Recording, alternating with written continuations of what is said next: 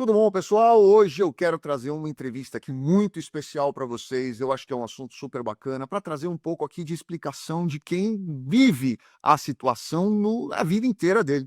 E eu acho que vai ser muito legal para vocês também conhecerem, entenderem e formarem a sua opinião. Quero apresentar para vocês o Beni, amigo meu, uma pessoa que eu tenho um carinho muito grande e eu tenho certeza que ele tem muita coisa para trazer aqui para vocês. Beni, boa tarde, obrigado por ter aceito o nosso convite. É um prazer imenso ter você aqui. Vamos lá, se apresenta um pouquinho para as pessoas, conta um pouquinho quem é o Beni, o que você está fazendo no Brasil, você que é iraniano de nascença, conta para as pessoas o que você está fazendo no Brasil, quanto tempo você está no Brasil, depois eu tenho algumas perguntas para te fazer. Vamos lá. Legal, Daniel, obrigado pelo espaço, obrigado a todos que nos acompanham. Eu sou o Beni Fadi, eu moro no Brasil desde 1987, são quase 40 anos morando aqui nessa terra abençoada. E sim, eu nasci no Irã e meus pais decidiram sair do Irã em 1987, alguns anos após a Revolução Islâmica, em função de uma série de fatores, e a gente pode inclusive entrar neles, mas especialmente pela truculência e pela opressão do regime totalitário ditatorial dos ayatolás e da sua guarda revolucionária, que é uma força paramilitar e que faz parecer-se muito com outros braços paramilitares que nós vimos na triste história de ditaduras pelo mundo. Então, eu moro no Brasil há quase 40 anos, 39 anos, e durante esse período eu me formei em engenharia, me especializei em diversas áreas, especialmente na área de finanças. Eu atuo também nas áreas de inovação tecnológica, sou investidor de startups há muitos anos e eu trabalho a interseção dessas áreas, Daniel,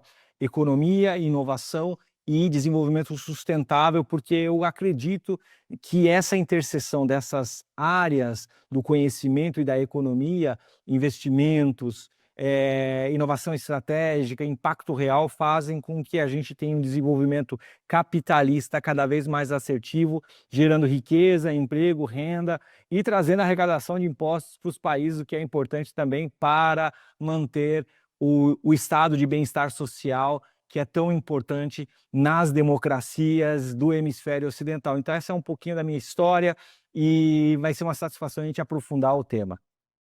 Bacana. Eu vou deixar aqui também as redes sociais do Beni para quem quiser segui-lo, para quem quiser acompanhar. O Beni tem diversos artigos, diversas entrevistas publicadas, posta muita coisa no Instagram dele.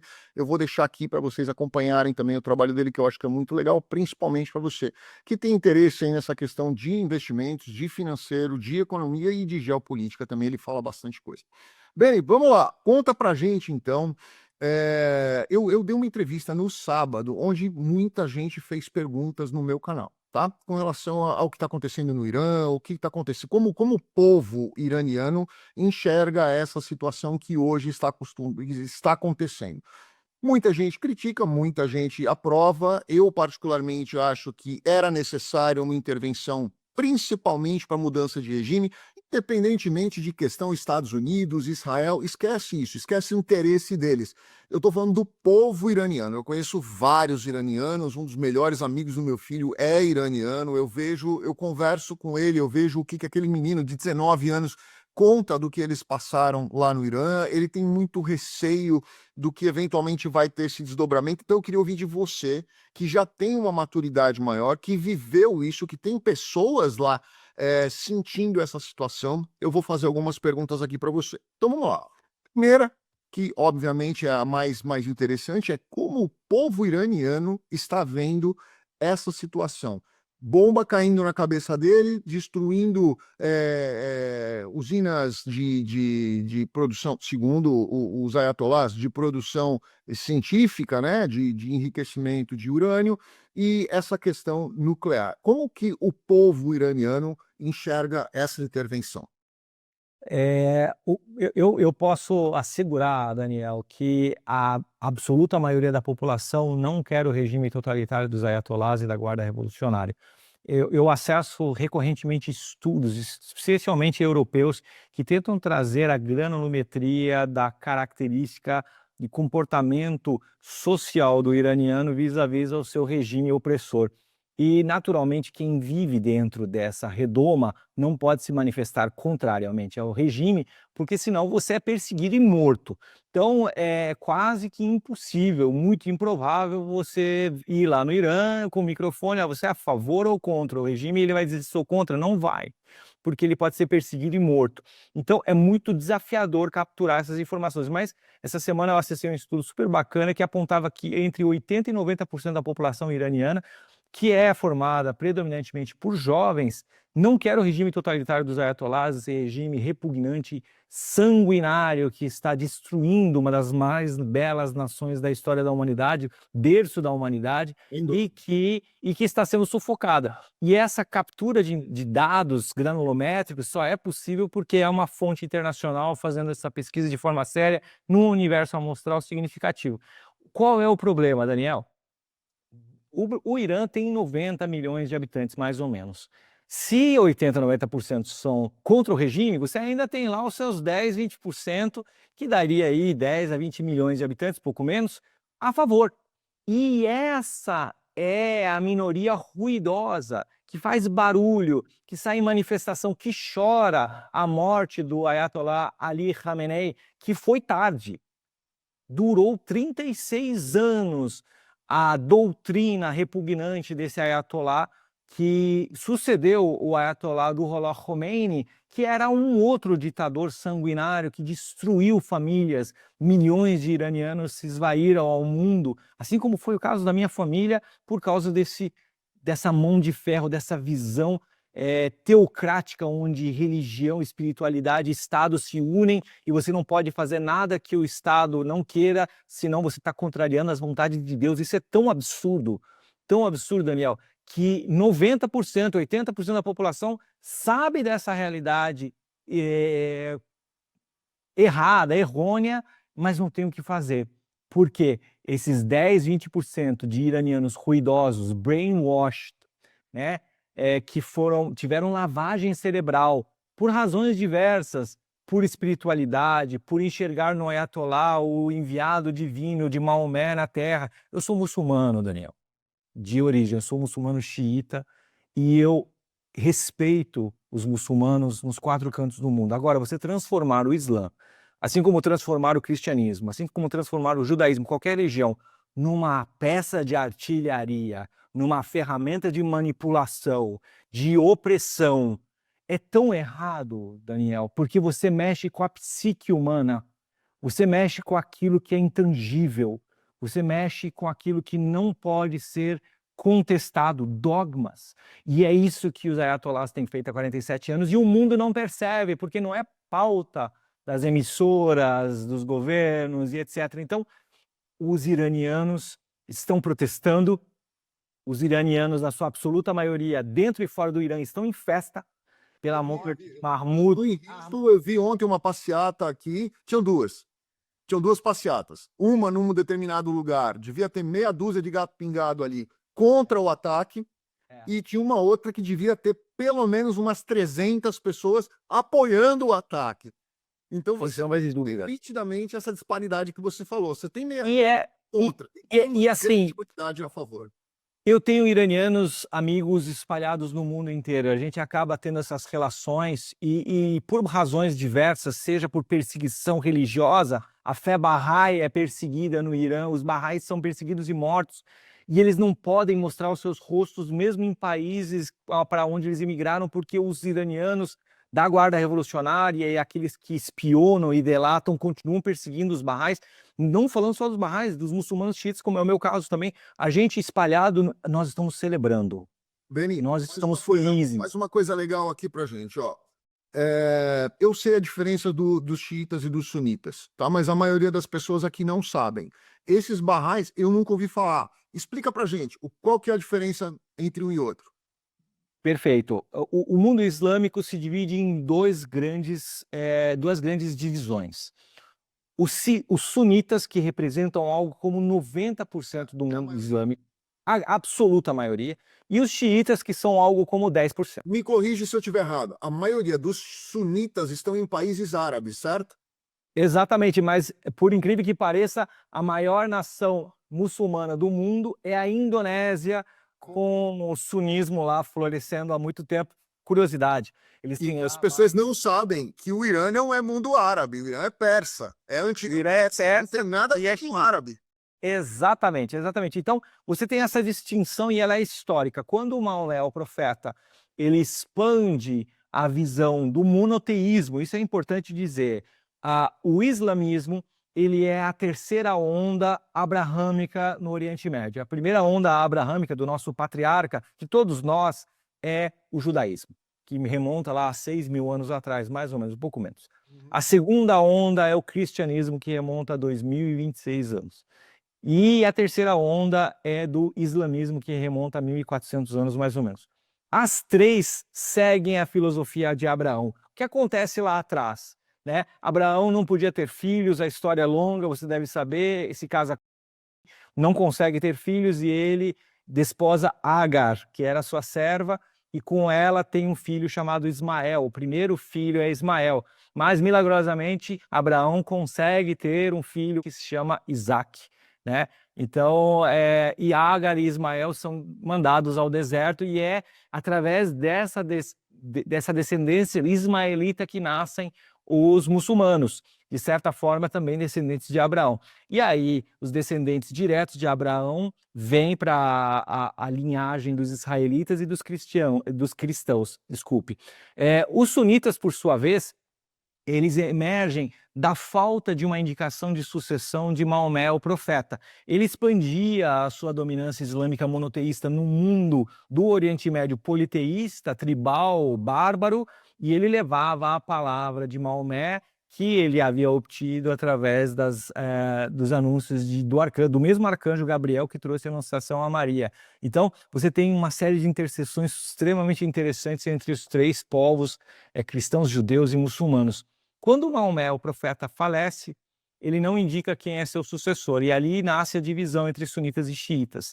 Abu Bakr, que era o seu primeiro califa, o seu primeiro imediato do exército, carregava também a bandeira espiritual de Maomé, reclamou para si a descendência espiritual de Maomé. Ali nasce o sunismo. Os sunitas acreditam que o descendente espiritual de Maomé é Abu Bakr, o seu imediato general de primeira hora. Os xiitas, e eu me incluo neles, acreditam que o xiismo, ou seja, o islamismo, descende geneticamente de Maomé. Maomé não deixou filhos, ele deixou filhas. E Fátima, sua filha, filha de Maomé, se casa com Ali, que é primo de Maomé e genro ao mesmo tempo no casamento, e dali vem a linhagem dos descendentes do profeta, neto, bisneto e por aí vai. E é essa linhagem sanguínea, né, consanguínea, que os xiitas seguem, diferentemente dos sunitas. Para os sunitas, 90% da população islâmica do mundo, Abu Bakr; para os xiitas, Ali e seus descendentes. Qual é a diferença entre esses dois grandes flancos? Por incrível que pareça, os sunitas, eles não toleram imagens do profeta Maomé, eles não toleram nenhum tipo de... A tolerância dos sunitas é mais baixa com referências ao profeta. Os xiitas têm uma tolerância maior e isso se deve à característica já monoteísta do zoroastrismo. E isso vai a uma história longa que também era monoteísta. E isso culmina em dois grandes blocos que se concentram no Oriente Médio. Os Bahá'í, eles são uma nova leva minoritária que nasce no Irã, com um profeta que anunciou a sua vinda para trazer a palavra de Deus, mas que foi perseguido pelos muçulmanos xiitas. Isso, Daniel, daria a história para a gente falar num outro momento. Eu sei que a gente precisa ser objetivo aqui, mas é essa distinção. E a distinção xiitas e sunitas trouxe rusgas ao longo dos anos e das décadas, e aí tem uma tensão geopolítica e também religiosa entre xiitas e sunitas que está um pouco invisível aí nessa história toda. Tá. E aí eu vou então para uma outra pergunta para você que eu acho que é muito legal para a gente trazer para as pessoas. Por que que dentro dos xiitas, e eu estou falando do Irã especificamente, nós temos pessoas com turbantes pretos, brancos e marrons? Qual que é a diferença desses turbantes aí? É o júnior, o sênior e o master? Os clérigos xiitas, eles têm a distinção da linhagem do profeta ou não através da cor do turbante. Então, quando você vir um ayatolá, um líder religioso xiita, isso se aplica aos xiitas, porque a linhagem genealógica vem para os xiitas e não para os sunitas. Então, quando você vê um ayatolá xiita usando um turbante preto, significa que ele vem da linhagem, é descendente direto da linhagem do profeta Maomé. Ele é um Sayyid, e assim era o Ayatollah Khomeini, assim era o Ayatollah Khamenei, assim é o sucessor do Ali Reza, e assim são outros. Minto, o Ali Reza não é descendente do profeta, ele usa turbante branco. E é ali que eu queria chegar. O turbante branco significa que o Ayatollah, o líder clérigo religioso, não é descendente. E aí você tem um híbrido dessa história, que é a transição dos dois. Mas os mais adorados espiritualmente pelo mundo xiita, em termos de líder espiritual, são os de turbante preto, e eles têm uma significância histórica, religiosa mais contundente, mais forte para os xiitas. E é uma característica, e isso é importante dizer, Daniel, a religião, as religiões, elas são fantásticas, elas são belas, né? Elas levam a gente para um nível espiritual, astral, espetacular. O problema das religiões é quando elas são deturpadas por homens, e são os próprios homens que criam as religiões, a gente sabe disso. Então, ao invés de servir para o bem, elas servem para o mal. E o Islã, ele tem características fantásticas, uma história exuberante, que caberia em outra conversa também, mas o que eu quero dizer é que a culpa do que está acontecendo no Irã não é do Islã. O Islã não deu Eu tenho certeza que não é. nada, nada, nada. Sem dúvida.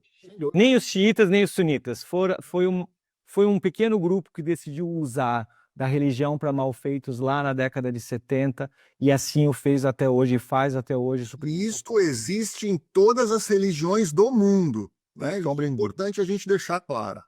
Sem sombra. Vamos lá, deixa eu entender então uma outra coisa aqui. Uma pergunta vai trazer a outra.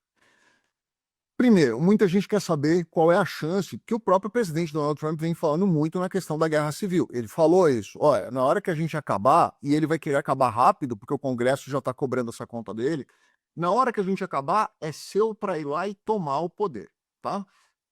É muito bonito na filosofia, é muito bonito nas palavras e, sem dúvida nenhuma, politicamente é mais bonito ainda. Mas, olhando para o que aconteceu na Venezuela, que houve uma invasão, houve uma derrubada do líder, mas não houve uma derrubada do poder, né? Tenho sombra de dúvida. Uma negociação ali. E aí, quando você explicou essa questão aí do turbante branco, ele não ser um descendente direto do profeta, talvez nessa transição possa ser interessante alguém numa linhagem menos, entre aspas, radical, para negociar ali e falar, ó, faz o seguinte, ó, toma o pirulito vermelho, me dá o azul, a gente bate os pirulitos, celebra e tocamos a nossa vida e ficamos felizes. Não é o que nitidamente Israel quer, né? Nitidamente Israel tá ali, eu quero acabar com esse negócio aqui. Garantindo sua sobrevivência. O Estado de Israel tem o direito de lutar pela sua sobrevivência. Sim, mas Beni, eu falo, aí é que é o negócio, né? Aí que vai na pergunta lá onde eu quero chegar. O que eu tenho um pouco de receio é que Israel tem o direito, sem dúvida, de se defender. Mas nós temos quantas pessoas que foram mortas pelo regime dentro do Irã e quantas pessoas foram mortas pelos bombardeios dentro do Irã, que eram pessoas civis que estavam levando o filho na escola, que estavam indo jantar com a esposa. Isso é o que me preocupa. Não é eles atirarem tiro de sniper preciso, como fizeram várias vezes, e pegar pessoas que são mau caráter, sujos, e acabar com essas pessoas, porque elas não merecem realmente sequer consideração, mas a gente tem o outro. Né? Cada vez que lança um míssil de um lado ou de outro, quando vai um míssil para Israel também, esse míssil é abatido, cai destroço do míssil, cai em cima da casa do coitadinho, que não tem nada a ver. E a mesma coisa acontece no Irã. Nós tivemos aqui ontem, em Austin, nós tivemos um maluco. Um atentado. Um atentado foi lá, atirou em um monte de pessoas, morreram 4, feriu 14. São pessoas que não têm nada a ver com conflito. né? Então, isso é o que me preocupa. Sou a favor de uma retirada de regime? Poxa, com certeza. Eu converso com pessoas que eu conheço iranianas e eu vou te falar, Houston é um lugar onde nós temos gente do mundo inteiro, inteiro, tá? Eu falo isso para meu filho. Eu não conheço nenhum cidadão de outra nacionalidade, além da iraniana, que seja tão educado quanto os iranianos. Sim. Muito educados, muito, ao extremo, assim. Os únicos amigos que me chamam de senhor são os iranianos, amigos do meu filho, tá? Todos eles sempre me chamam super educados, pedem licença para entrar em casa, pedem licença para abrir geladeira, pedem licença para pegar alguma coisa. Eles são muito educados. Então, aí eu pergunto para você: pode haver uma guerra civil? E antes de você responder, eu vou fazer uma outra pergunta.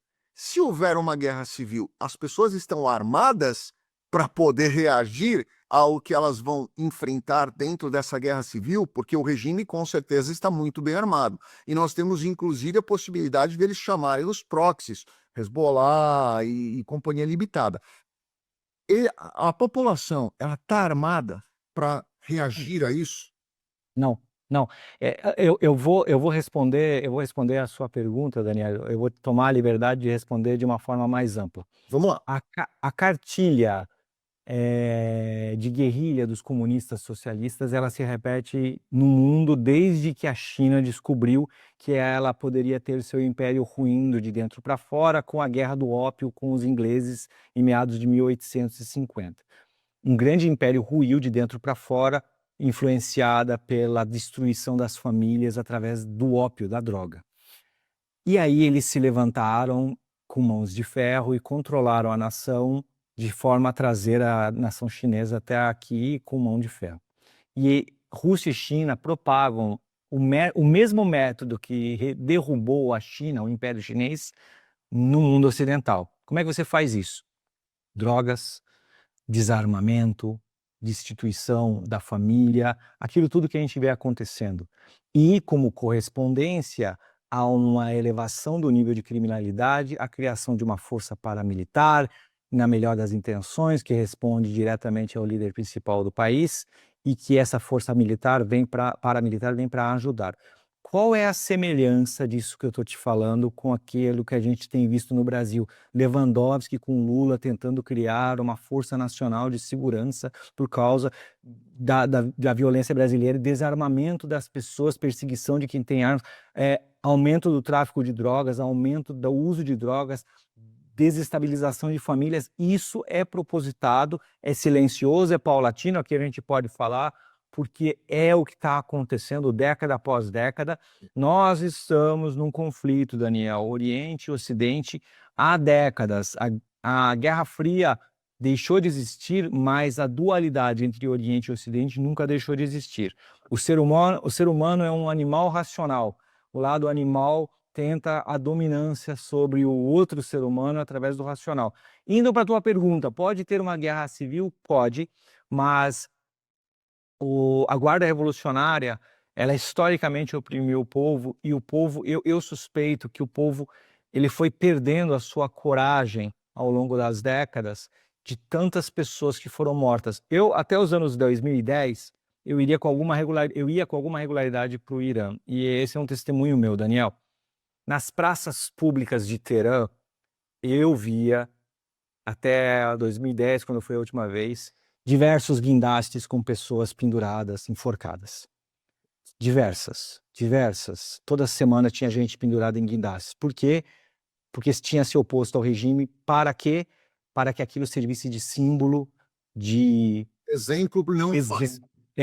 Então, o povo iraniano teve sua alma machucada, seu espírito ferido ao longo desses 47 anos. Ele não está armado, mas ele tem o ímpeto, a vontade de mudar o regime. Uma guerra civil vai ter muitas mortes. E aqui eu quero ir para o teu outro ponto, da morte de inocentes. Daniel, eu acredito que os povos são responsáveis pelo seu futuro. Quando uma aglutinação de seres humanos toma movimento, a tendência é que seja um movimento irracional e de massa. A gente chama de massa, de manobra, como queira. E foi o que aconteceu em 1979. Uma parte da população iraniana querendo uma vida diferente do que aquilo que estava experienciando, não percebendo que estava indo para um caminho que poderia ser positivo, apesar de todos os pontos que imputam ao Shah Reza Pahlavi, destituiu o Shah, fez barulho, abriu caminho para que o Ayatollah Khomeini, travestido de Salvador, viesse e voltasse absoluto. E isso fez com que eles saíssem do fogo e saíssem da frigideira e caíssem no fogo, como se diz aí nos Estados Unidos também. E isso fez com que o povo se aprisionasse sem armas, sem direitos, sem capacidade de sair dessa redoma. Então, uma guerra civil pode causar ainda mais mortes. Eu me entristeço, meu coração dói quando eu vejo mortes em ambos os lados, sim. Mas eu vivi guerra, Daniel, quando eu era criança. Eu lembro da guerra. Eu lembro que a gente tinha nas ruas, quando eu era criança, cápsulas de bala de fuzil. Na rua a gente brincava porque alguém tinha atirado. Então, eu lembro disso de quando eu era criança. Essa própria imagem que você falou dos guindastes com pessoas enforcadas, eu fico imaginando. Imagina uma criança passando ali na praça, olhando para cima e vendo pessoas enforcadas e o pai e a mãe dizendo, ó, não discuta com o líder supremo, porque senão é isso que vai acontecer. E é isso que acontece em todos os países que permitem que essa cartilha comunista, socialista, como queira, sejam implantadas em benefício de alguns. E aí, o mais repugnante de tudo isso é que as pessoas sabem que isso está acontecendo. Eu vivi isso quando criança e meu pai teve a coragem de sair de lá quando nós éramos pequenos. Eu perdi um primo meu na guerra, de 15 anos de idade. 15 anos de idade. Ele foi recrutado com 12, Daniel, porque o regime dos ayatollahs perdeu tantos soldados que começou a descer a régua de recrutamento para o exército. 12 anos. O meu filho tem 15. Putz. Então, assim, essa é uma história de milhões de histórias. Ninguém sabe o que está acontecendo. E sabe o que mais me deixa preocupado, Daniel? Eu vejo pessoas no Ocidente, no Brasil, nos Estados Unidos, enfim, romantizando os ayatollahs, o regime, e dizendo que eles precisam lutar contra o imperialismo. Pelo amor de Deus!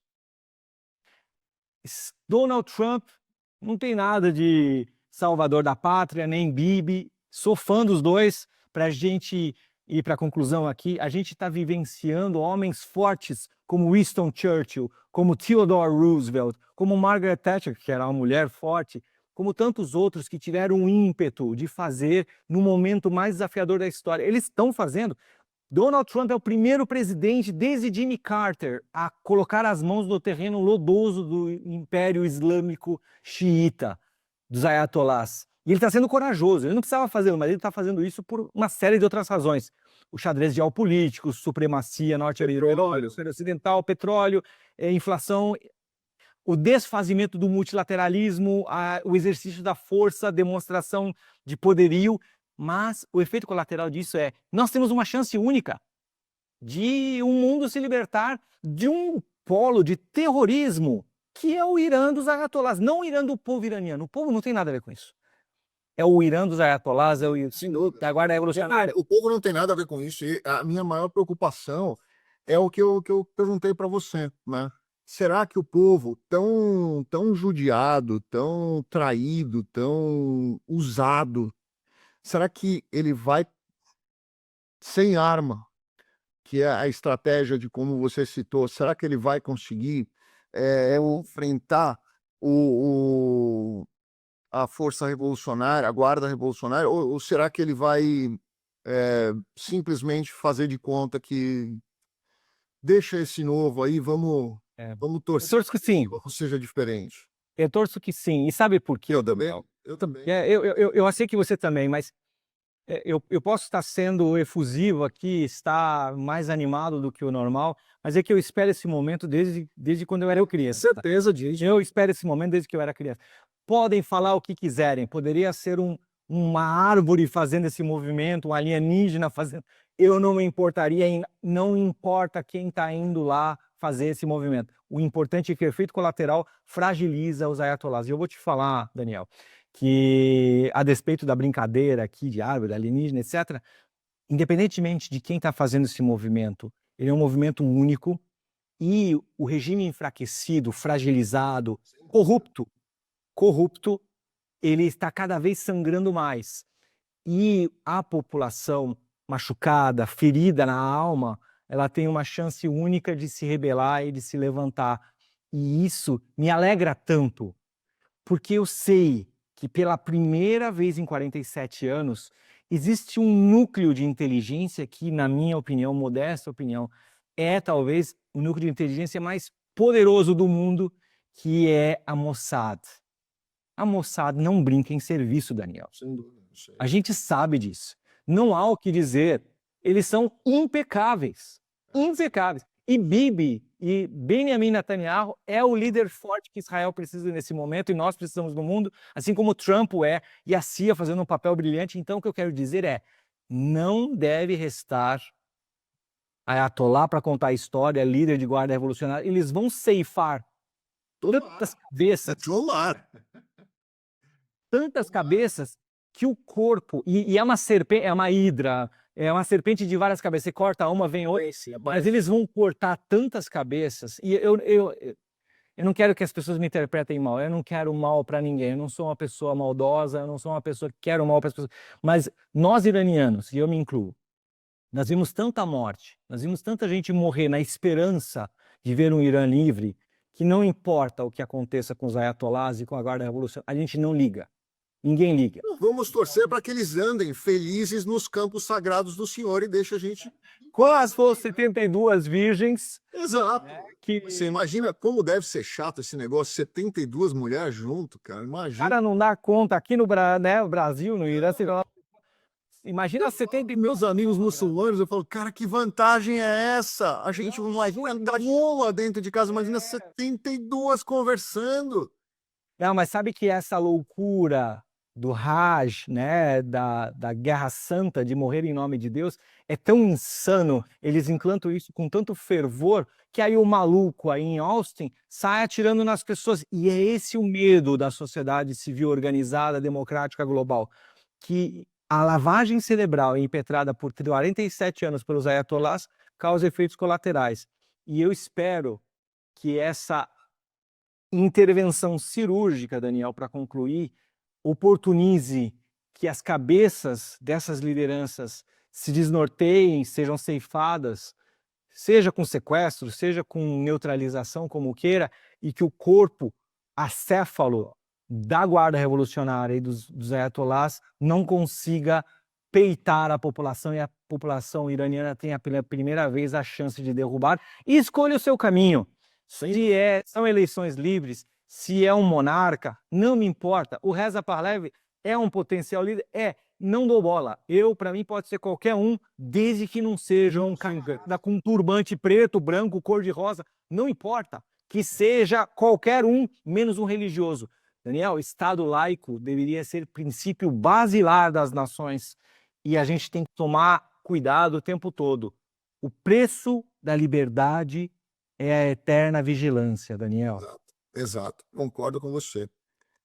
Agradeço demais, Beni, a sua participação aqui foi uma aula para todos nós. Vamos deixar uma nova conversa para uma nova entrevista, porque nós temos muita coisa para falar e eu acho que a gente trouxe bastante informação aqui, que eu acho que muitas pessoas vão enxergar as coisas de uma forma diferente. Eu acho que isso é o mais importante e deixar as pessoas também como seu alerta, né?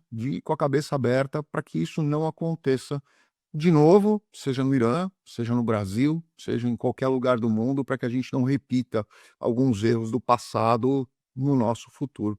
Agradeço demais a sua presença aqui, recomendo demais as pessoas que se inscrevam lá no seu canal e acompanhem o seu trabalho, porque eu particularmente estava assistindo diversos vídeos ontem, achei muito bacana, culturalmente para a gente é muito legal. Obrigado, Daniel. Obrigado a todos que nos acompanham. Vai ser um prazer estar ao teu lado em outras oportunidades e rezo para que essa situação se consolide com o povo iraniano livre o quanto antes. Tomara, todos estamos torcendo por isso. Gente, grande abraço a todos, fiquem com Deus. Deixa aqui o seu comentário, a sua pergunta, o Beni pode responder para vocês aí, de repente ele até grava um outro vídeo para ir respondendo as perguntas que vocês tiverem. Grande abraço, fiquem com Deus, obrigado.